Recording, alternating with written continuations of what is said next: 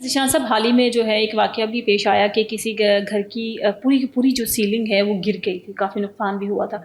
तो ये पूरी की पूरी सीलिंग का गिर जाना और इसकी क्या वजह है? मतलब ख़तरनाक लगता है बाज़ दफ़ा कि अब इसकी कभी भी कुछ भी हो सकता है, बेहतर है कि मतलब छत रह ले। इसमें ये है कि मटेरियल की क्लासिफिकेशन के अंदर हमने गाइड कर दिया। इसमें ये है कि आपने ये भी देखना है कि जो सीलिंग वाला है वो प्रोफेशनल है या अनप्रोफेशनल है। उसकी टीम के अंदर जो अनप्रोफेशनल होगा तो वो कैसे बनाएगा छत? देखिए मैं बताता हूँ सीलिंग को कैसे सीलिंग करेगा? जो आपका अनप्रोफेशनल है ना, उसका ये माइंड होगा कि वो पैसे की बचत करे। वहाँ पे आपकी कॉपर की तार की बजाय आपको सिल्वर की तार लगा दे। उसके अंदर कोई नारियल की मुंज स्पोर्ट नहीं लगाता और ना ही वो हुक ग्राउट करता है, ड्रिल करता है।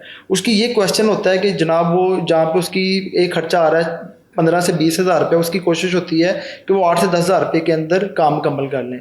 तीसरा इसके अंदर ये है कि उसकी जो कवरिंग है, जो भी आप कॉपर की तार लगाएं, अगर कॉपर की तार लगा के आप नारियल की मुंज लगाते हैं तो आपकी पूरी ज़िंदगी कहीं भी सीलिंग नहीं आएगी, सीपीज ना आए।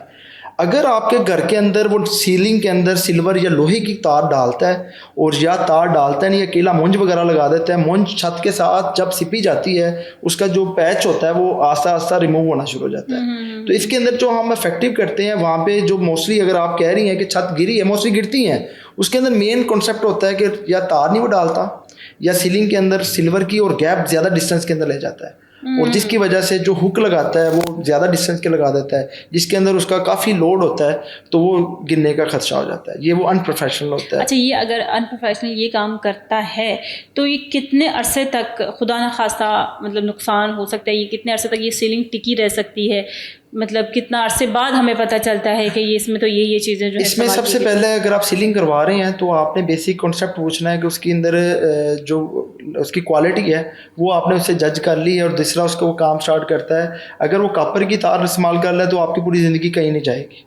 अगर वो सिल्वर की तार इस्तेमाल कर रहा है, सिल्वर की तार आपको देख लेनी है, अगर वो लगानी नहीं है आपने, ये वो वेनस है। अगर आप लोग अगर वो लगा देता है तो समझे कि 6 महीने के बाद या 1 साल बाद वो गिर जानी है आपकी, ये गिर जानी है जो आप सिल्वर और लोहे की तार इस्तेमाल करते हैं। यानी कि सिल्वर और लोहे की तार मत इस्तेमाल खुदा के लिए। मैं तो ये अनप्रोफेशनल लोगों से भी ये कहूँ, खुदा के लिए, बच्चे बूढ़े इंसान रहेंगे, आप कैसे जिगरा इतना बड़ा है कि आप इतना बड़ा फ्रॉड कर रहे हैं चंद पैसों की खातिर? प्लीज़ खुदा के लिए रहम करें जी मैम, तब आप हो सकता है जब आपके अंदर अवेयरनेस हो, क्लाइंट अगर हमें देख रहे हैं, पता क्या है कि हमारे अंदर तो अवेयरनेस ज़ीशान साहब आ जाएगी, हम तो चेक कर लेंगे। मैं तो उन सीलिंग वालों की से रिक्वेस्ट कर रही हूँ कि खुदा के लिए ना करें इस तरह से कि इतना बड़ा जानी माली नुकसान तो पूरा हो सकता है, जानी नुकसान नहीं हो सकता ना। आप चंद लोगों की खातिर, आप अपने बच्चों की खातिर कमा के लेके जा रहे हैं, लेकिन आप दूसरों के बच्चों को नुकसान दे रहे हैं, तो ये तो खैर का। इसमें अगर एक चीज़ आ जाए, जो चीज़ सही है वो सही है, जो गलत है वो गलत है। अगर इसमें वो कहे कि यार ये सीलिंग मैं कर रहा हूँ अपने घर के लिए कर रहा हूँ, अगर ये माइंड सेट हो जाए, रिजल्ट ले रहा है ना,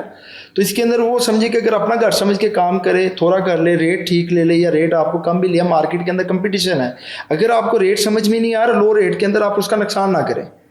मार्केट के अंदर अपना घर बेशक ना समझे, बस ये समझे कि इस छत के नीचे इंसानों ने रहना है।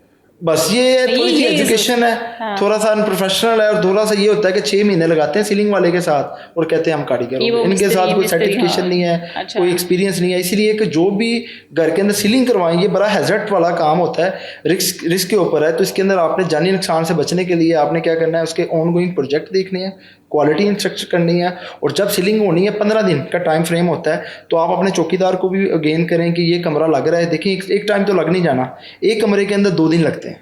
12 बाय 12 का कमरा वो करता है ना, अगर वो समझे कि अपना टाइम बचाता है तो आधे दिन में कर देता है या 2 घंटे में कर देता है, वो अनप्रोफेशनल गेन कर रहा होता है कि जल्दी टाइम को वाइंड अप करता है।